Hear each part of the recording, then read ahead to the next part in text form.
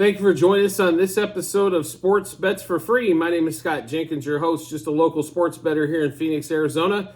And hopefully today with our picks and your picks, it's going to be another profitable day for you. NFL Week 10, we'll get into the Sunday slate of games as we already had to witness another horrible Thursday night game. I don't know about you all, but I'm getting sick and tired of watching 17-15s and 16-18. Like, come on. Is it so hard to have like 24-21 even? Like, where we get like 3 touchdowns from each team? Oh my God, what would we be expecting then? Records on primetime games are cashing an alarming rate for the books. As now even the public bettors are playing the under. So, I will say this, from a betting perspective and things of that nature, we can bet under or on everything, right? So pretty much for the most part. I wish we could bet no touchdown on some of these touchdown props, but you know, it's just boring. That's the problem. There's not a lot of excitement in it. I know the NFL thinks they're untouchable. And they have it's probably the best TV product. But I'm going to tell you right now, it's damn near more exciting watching November NBA basketball than it is watching the NFL right now. It's just been absolutely brutal. So, but in order to gamble or sports wager or whatever the hell you want to call it, make bets on sports, you got to watch it. You can't just look at stats and produce what you want from there. There has to be eyeball on it as well, because otherwise it's going to give you a big disadvantage if you're just looking from numbers. So, it's been kind of that way. We have another Germany game, and it's going to be a barn burner of to start off the Sunday, right? Colts, Patriots, what everybody's dying to see. 2 crappy-ass teams playing across the pond. It's fun stuff. Patriots are 2-point dog, 43 total. Do we really think the Colts or Patriots are going to be able to muster this 43? Not quite sure on that one. So we do have some plays in this particular matchup here, so we'll run through those real quick with you. So Patriots plus a half first quarter, Patriots plus 1.5 first half, and Patriots plus 2 for the game. I can't believe I'm betting on the Patriots, but that's what our model shows us. Demario Douglas over 50.5 rushing and receiving yards combined. Pretty close to his receiving prop. We just wanted to make sure in case he did get an end around or something to that effect, or reverse that he did that we did get a chance to get those yards as well. We also like Michael Pittman. Now we took this on it came out on Wednesday or Tuesday at 60.5. The 65.5s that are out there, I'm going to be really honest with you. I think he still covers that. It's just going to be a lot tighter. I think 70 yards is kind of where we have him targeted. So we'll run through those bets with you one more time. Patriots plus a half first quarter, plus 1.5 first half, and plus 2 for the game. Michael Pittman over 60.5 receiving yards. Demario Douglas over 50.5 rushing and receiving yards combined. Next game up, 49ers, Jags. One of the bigger matchups of the weekend. Jags 3-point home dog, 44.5 total. What San Francisco team are we going to see? That is the question. I have no clue which team you're going to see on that one. We have 2 player props in this game. We don't have a side and we don't have a total. So Brandon Ayuk over 63.5 rush yards. Travis Etienne over 91.5 rushing and receiving yards combined. So one more time, Brandon Ayuk over 63.5 receiving yards. And then Travis Etienne over 91.5 rushing receiving yards combined. Exciting stuff, right? I thought you would agree. All right, so we'll get on to the next barn burner that we got going on. This NFL schedule is a little lackluster too, if you ask me. But we do love this game, though. Texans-Bengals. Bengals 6-point home favorite, 47 total. T. Higgins is out. Jamar Chase has been hurt. I'll be really honest with you. I don't think that C.J. Stroud's going to look like he did last week. That would be almost impossible. But what I do think is the Texans cover here. This line's actually came down. 6.5 is where we got it a few days ago. But Texans plus 2.5 first quarter. Texans plus 4.5 first half. Texans plus 6.5 for the game. Tank Dell over 54.5 receiving yards is what we have so far on that particular matchup. We might add a couple more things, so make sure you do check that out on there. The Google Sheets at the end of the episode in the comments section, it's really easy to go to than just football. You go to the football 23-24, look up scroll down to NFL Week 10, and you'll be able to see whatever bets we added there. So that's what we have in that Texans-Bengals matchup. Browns-Ravens, we do like the Browns here going against the norm. I like the Ravens. I think the Ravens are the best team in the NFL if they don't turn the ball over. Their kryptonite is turnovers. They are loose with the ball. Odell Beckham last week. Lamar's had the 2 games that they lost, Lamar was crappy with the ball, just fumbles and everything else. So interceptions, it can't happen. Even the good teams sometimes can't overcome the turnover deficiencies.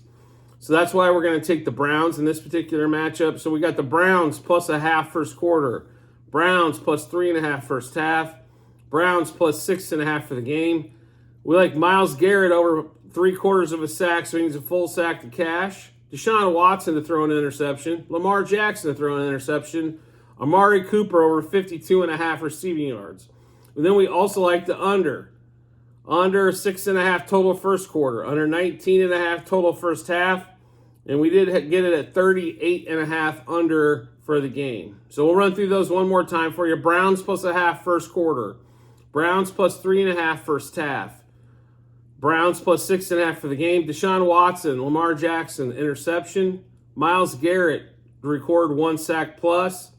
And then we like the under 6.5 total first quarter, under 19.5 total first half, and under 38.5 total for the game. So more unders, aren't we so excited? Next game up, Saints at the Vikings. Vikings 3-point home dog, total 41. Josh Dobbs, everybody thought he was a hero. Now we'll get back to reality on this one. We just have 2 player props in this game, as we don't like a side or a total. Derek Carr under 1.5 passing touchdowns. It's almost a guaranteed bet every damn week. And Josh Dobbs throwing interceptions. So one more time, Derek Carr under 1.5 passing touchdowns. Josh Dobbs to throw an interception. After being a hero, it's time for him to throw some picks. Next game up, Packers at the Steelers. This line is somewhere between 3.5. We did get this at 3. I thought it was maybe going to go to 2.5, so we made sure we locked up the 3. If we don't win with the 3, shame on us, I guess, on that particular one there. But we do like the Packers in this particular matchup. Packers plus 1.5 first quarter, plus 2.5 first half, and plus 3 for the game. If you ask me, both these teams are very similar, as that weird shit continues to happen for both these teams. The Steelers haven't deserved to get their record. The Packers probably have the Steelers record without the luck, if you ask me. Both offenses inept. Both defenses pretty solid. Special teams pretty solid. LaFleur's a decent coach. Tomlin's a fantastic coach. But the only thing, so I think that, to me, this game it smells like ridiculously bad of like 17-16. Like, you know what I mean? Like a close game. It doesn't matter who wins if I'm getting plus 3, right? I don't care if the Packers win. I just care if the Packers cover. But we do like the Packers here. They do have multiple paths to victory, especially if the Steelers continue to turn the ball over. But we do like the Packers plus 1.5 first quarter, plus 2.5 first half, plus 3 for the game. We also like Aaron Jones over 52.5 rush yards. Aaron Jones over 24.5 receiving yards. Aaron Jones anytime touchdown. So I hope you're getting my drift here with Aaron Jones. And TJ Watt to record 1 sack plus in that particular matchup there. So one more time in that Packers-Steelers game, Packers plus 1.5 first quarter, plus 2.5 first half, plus 3 for the game. Aaron Jones over 52.5 rush yards. Aaron Jones over 24.5 receiving yards. Aaron Jones anytime touchdown, and TJ Watt to record 1 sack plus. Next game up, Titans-Bucks. Bucks 1-point home favorite, total of 39. And this might be the best damn game on the card, to be really honest with you. So The Bucks tend to make it interesting. Great run defense, horrible pass defense. I don't know what's happened to the back, that secondary and those linebackers when they're covering, but it's just ugly. Will Levis looks like he's going to get going again here. So we like Levis and what the promise that he shows. He was just a little short last week against the Steelers. Situational play. They got a little, like that week and a half, 10 days off for this game. So we do like the Titans in this particular matchup here. So we are going to take the Titans money line first quarter, plus 1.5 first half, and plus 1.5 for the game. Will Levis over 220.5 pass yards. Will Levis over 1.5 passing touchdowns. That's like plus 170 on FanDuel, just a heads up. And DeAndre Hopkins over 16.5 receiving yards.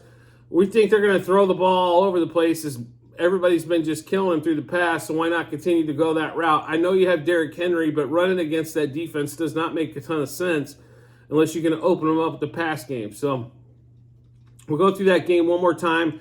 Titans money line first quarter, plus 1.5 first half, plus 1.5 for the game. Will Levis over 220.5 pass yards. Will Levis over 1.5 passing touchdowns.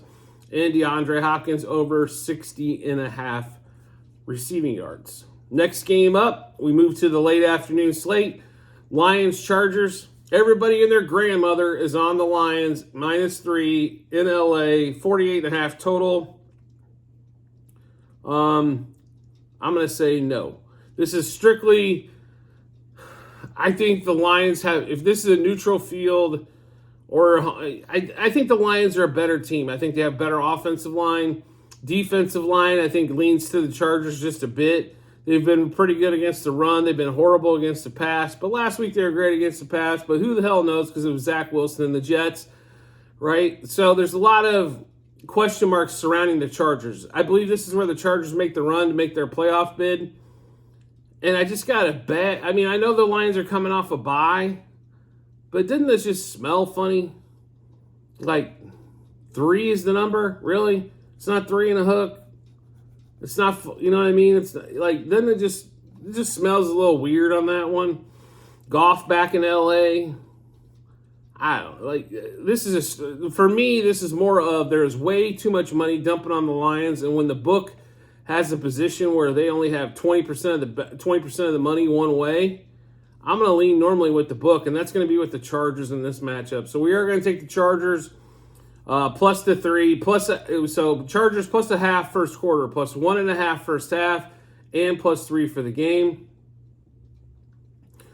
Justin Herbert over 1.5 passing touchdowns. Keenan Allen over 79.5 receiving yards. Austin Eckler anytime touchdown. Amon-Ra St. Brown over 83.5 receiving yards. Sam Laporta under 52.5 receiving yards. And I do want to apologize. I did miss some bets in that Tennessee Buccaneers game. So if we can back up to that one real quick. So we do have some Bucks bets as well. I don't know how the hell I missed that. Rachaad White over 25.5 receiving yards. And Rachaad White under 51.5 rush yards.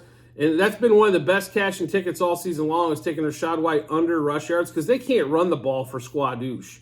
I don't know why, but they can't. They hold up better for Baker than they can to get Rachaad White 4 yards on that one there. So that, like I said, Rachaad White over on the receiving yards and under on the rushing yards. The Chargers Lions game one more time. Chargers plus a half first quarter, plus 1.5 first half, plus 3 for the game. Justin Herbert over 1.5 passing touchdowns. Keenan Allen over 79.5 receiving yards. Austin Eckler anytime touchdown. Amon-Ra St. Brown over 83.5 receiving yards. Sam Laporta under 52.5 receiving yards. If you go look at the road splits, Ross St. Brown sees the majority of the targets on the road. Sam Laporta normally hits his over receiving prop at home. So that's why you're going to see the difference there for us this time. But if you really look at those home road splits, you'll notice that trend as well. Next game up, Falcons Cardinals. Cardinals 2-point home dog at home. Kyler Murray returns. And we've got a total of 44. How the hell are the Falcons favored? Did somebody run that one by me? Like, I have no clue. I have no stinking clue, so to speak. I don't know how they're favored. But I'm going to say thank you, take the points, and let's move on with life. I know the Cardinals suck, but they're better than the Falcons. Hell, I thought they would have won with Josh Dobbs against the Falcons. So you give me Kyler Murray, who's a better... I don't know if he's a better leader of men, but he's definitely a better talented he's more talented quarterback. So, I'm very confused on that one. We'll put it to you that way. But we are going to, like I said, we'll take the handout, say thank you, and move on with life. Cardinals plus a half first quarter, plus 1.5 first half, plus 2 for the game. Kyler Murray over 216.5 pass yards. I know this has went up to 220. Some places, I think 230 is kind of where he caps, like where the number is. So I think at 220 you're still fine.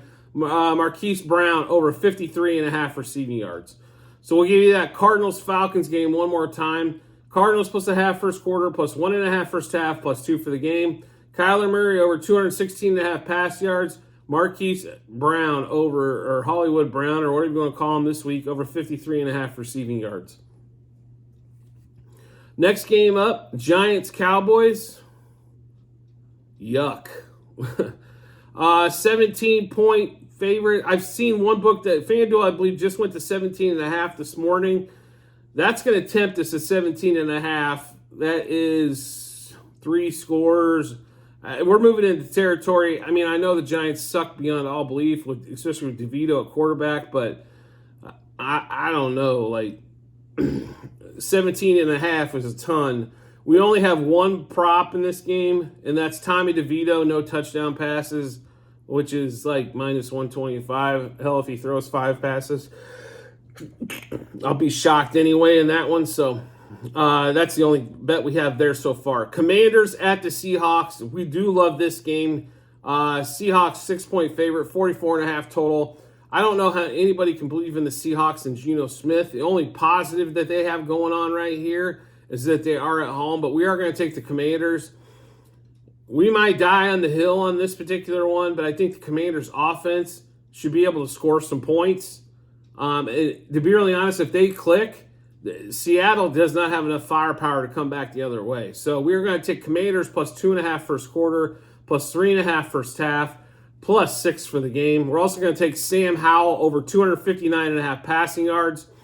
And Boye Mafe, who's had 6 games in a row with the sack, and we cashed this one last week and the week before, over a quarter a sack. So he just needs a half a sack in order to cash this. So one more time, Commanders plus 2.5 first quarter, plus 3.5 first half, plus 6 for the game. Sam Howell over 259.5 pass yards. Boye Mafe over a quarter of a sack.